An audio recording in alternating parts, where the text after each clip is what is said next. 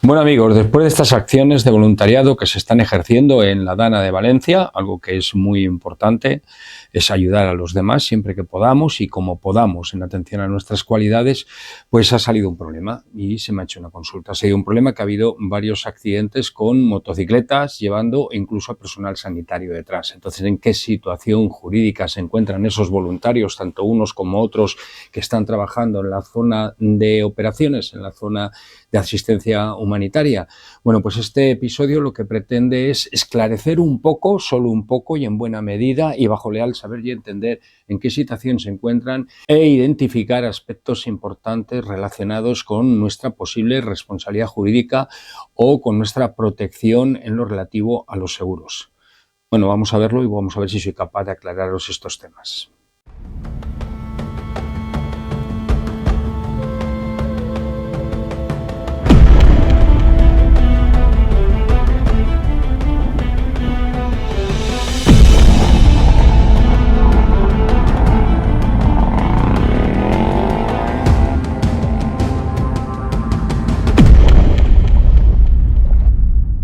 Bueno, para ser voluntario se necesita tiempo, recursos y formación. Mucha gente quiere intervenir como voluntario en determinados aspectos o campos que desconoce y puede ser un problema. Por ejemplo, cuando se nos está diciendo que no pasemos a determinadas zonas y hay un agente de autoridad que nos está ordenando que no pasemos a determinadas zonas. Ojo, ojo, ojo con eso. Si estamos en la vía abierta al tráfico es una desobediencia, sería un incumplimiento del artículo 133, entre otros, del Reglamento General de Circulación, y si estamos ya dentro de la zona acotada, pues estaríamos ante una desobediencia a agente de autoridad en el ejercicio de sus funciones. Ojo ante eso, porque puede ser incluso una desobediencia grave a agente de autoridad en el ejercicio de sus funciones y se puede proceder a la detención del individuo. Ojo con eso, no todo vale, ¿vale? Estamos sometidos a una disciplina, nos guste o no nos guste.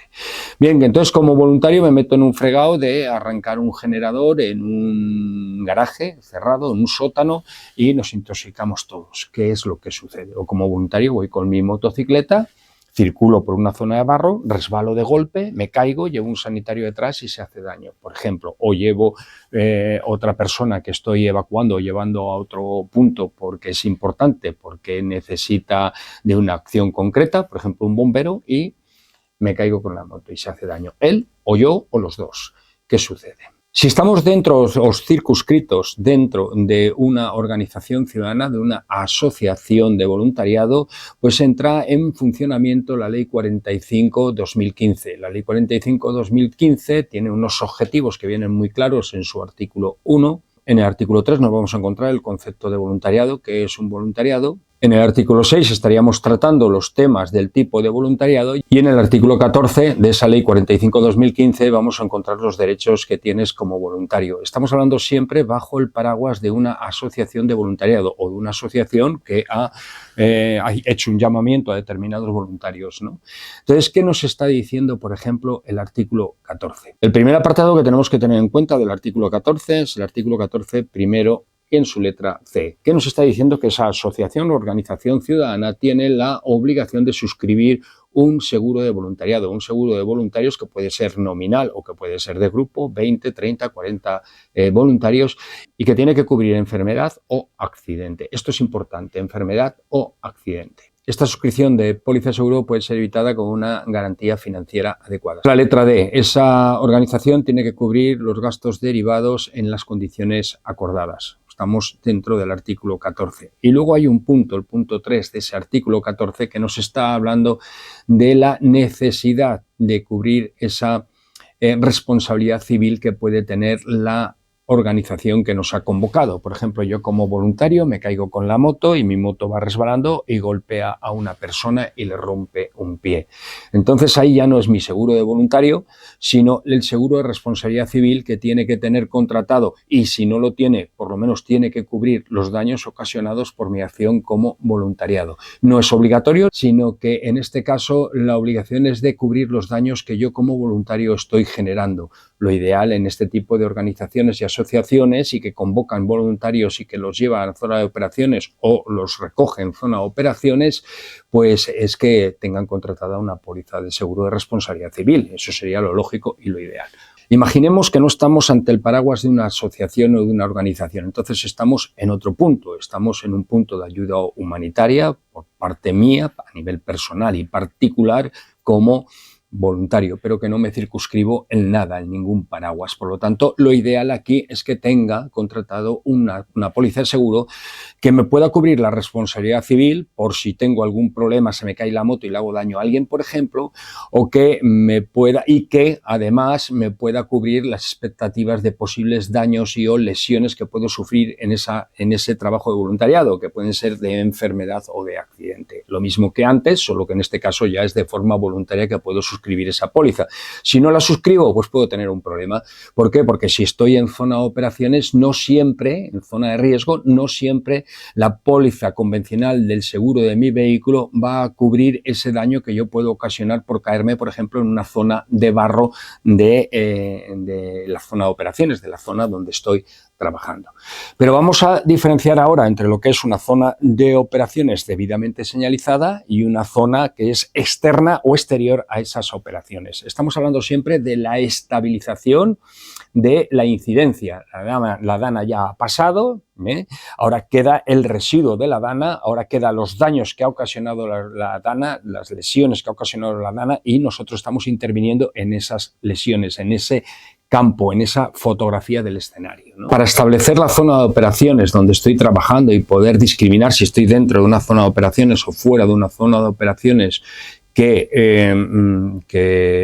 jurídicamente me pueda dar determinadas garantías de acción, tanto en un escenario como en otro, esa zona tiene que estar debidamente señalizada. Estos 4 aspectos que son estabilización de la incidencia para poder trabajar en la posincidencia, en la compensación, en la reducción del daño o lesión que se ha ocasionado por esa incidencia. La señalización, la autorización y la obediencia van a ser los 3 siguientes pasos que son importantes. Si no tenemos una adecuada señalización, pues nos podemos estar encontrando que entramos en una zona de operaciones que no está señalizada y que está abierta al tráfico, y por lo tanto la autoridad competente que tiene que regular esa situación, que en este caso es el titular de la vía, porque así lo preceptúa el artículo 57 de la Ley de Seguridad Vial o el artículo 139 del Reglamento General de Circulación, pues la autoridad competente es la que debe de señalizar. ¿Cómo puede señalizar una situación como la dana de forma general? Pues utilizando una P50, que sería otros peligros, o utilizando una R100, que sería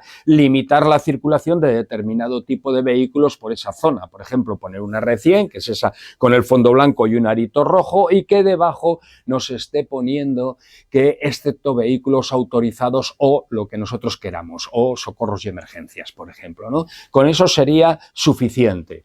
Pero si eso no está señalizado, nosotros estamos entrando en una zona que a nosotros no se nos está prohibiendo la circulación y nos encontramos con una serie de incidencias como voluntarios. Imaginemos que llevo un sanitario y me caigo. Bueno, pues como la vía tiene que estar en las mejores condiciones posibles de seguridad y tiene que estar debidamente señalizada, porque así lo ordena el artículo 139, entre otros, del Reglamento General de Circulación, pues evidentemente hay una corresponsabilidad, por lo menos, con el titular de la vía, que tiene la obligación de señalizarla. Esto es una de las graves deficiencias en grandes catástrofes que nos encontramos habitualmente, incluso en accidentes de tráfico, donde nadie señaliza en cola de retención que los vehículos están detenidos como consecuencia de un siniestro de tráfico, existiendo operativo suficiente para señalizar en la cola de retención. Esto lo vemos en muchísimas ocasiones. Ojo con esto, porque es muy peligroso, y además de ser peligroso para los ciudadanos, existe una corresponsabilidad con el titular de la vía o la autoridad encargada de la vigilancia del tráfico. Los artículos 132, 133 y 134 van a ser los más importantes en el desarrollo de esta zona de operaciones. El 132 lo que nos está diciendo es que el ciudadano tiene que obedecer las señales, sí o sí, le guste o no le guste. El 133, lo que tiene que hacer el ciudadano es utilizar la jerarquía de la señalización. Por lo tanto, si hay un agente de autoridad que en el ejercicio de sus funciones le está diciendo por aquí no pasa, por ahí no pasa. No puede pasar por ahí. No puede pasar por ahí, porque un agente de autoridad es una señalización superior al resto de las señalizaciones, artículo 133. Y la vía, evidentemente, vuelvo a reforzar y a recordar que tiene que estar debidamente señalizada, artículo 139 del Reglamento General de Circulación. Si el accidente lo tengo dentro de una zona que está debidamente señalizada y estoy autorizado a pasar o a entrar en esa zona y tal, entra en efecto, todo lo que estoy diciendo de voluntariado. Ya no es el seguro de accidentes mío el que va a cubrir esa incidencia, puesto que las vías no están cualificadas para la circulación de determinado tipo de vehículos, hay barro, hay sustancias deslizantes, hay agujeros, tapas de alcantarilla que han quitado, etcétera, etcétera. Nosotros vamos por ahí, tenemos un manto de agua de a lo mejor 2 palmos o 1 palmo, con la moto vamos perfectamente, de golpe hay una tapa de alcantarilla que no está y pum, tenemos una caída, ¿vale? Ojo con todas estas situaciones en zona de conflicto debidamente señalizada, porque nuestro seguro del vehículo a terceros o a todo riesgo es posible que no se haga cargo. Y si estamos fuera de esa zona debidamente señalizada, estamos en una vía abierta al tráfico en base a lo que establece el artículo 1.2 a una colectividad indeterminada de ciudadanos del Real Decreto 1428/03 o el artículo 2 del Real Decreto Legislativo 6/2015, si es una colectividad indeterminada de ciudadanos los que pueden hacer uso de esa vía pública porque no hay ningún tipo de señalización, entonces sí que es posible que nuestro seguro nos esté cubriendo, nos debería de cubrir. Otra cosa es que las circunstancias para la circulación no sean las óptimas en esa zona, se le haya olvidado a la autoridad competente reguladora del tráfico señalizarla o al titular de la vía señalizarla y el seguro empiece ahí que si nos da, no nos da, que si se queja, que si no nos queja o que si le reclama al titular de la vía. En este caso, nosotros lo que sí que tenemos que hacer es que se nos haga un atestado por la caída y con ese informe pues podremos defendernos como voluntarios en la acción que estamos realizando, y por estar fuera de zona de operaciones pues podemos defendernos porque estamos en una vía abierta al tráfico sin ningún tipo de señalización que regule la situación.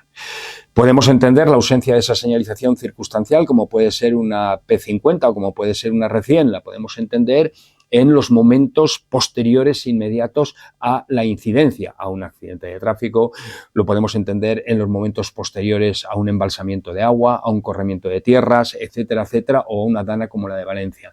Justo los momentos posteriores inmediatos, pero 2 días después, 3 días después, 4 días después, eso tiene que estar perfectamente señalizado y delimitado. Situación que no es real, que no es verdad que esté pasando lo que yo estoy diciendo aquí, aunque jurídicamente debería de ser como yo estoy diciendo. Todos los voluntarios, acordaros, bajo el paraguas de una asociación, seguro de voluntariado. Si estáis trabajando de forma totalmente particular, sin estar vinculados al paraguas de ninguna organización o asociación de voluntariado, vosotros lo más recomendable es que obtengáis vuestro propio seguro de voluntariado para hacer este tipo de acciones. Eso es lo más recomendable. Por supuesto, si sois motoristas y trabajáis en ese tipo de acciones, protecciones, codos, hombros, espalda, EN 1621.1, EN 1621.2, debidamente certificadas, casco homologado del reglamento 22 en su reforma 5 o 6 y botas de montar el moto, guantes de montar el moto, etcétera, etcétera. Las protecciones van a ser importantes y van a ser una herramienta, va a ser nuestro EPI en esa zona de operaciones más importante. Continuamos y espero que sea de utilidad y haber aclarado las dudas que me habéis presentado en este campo.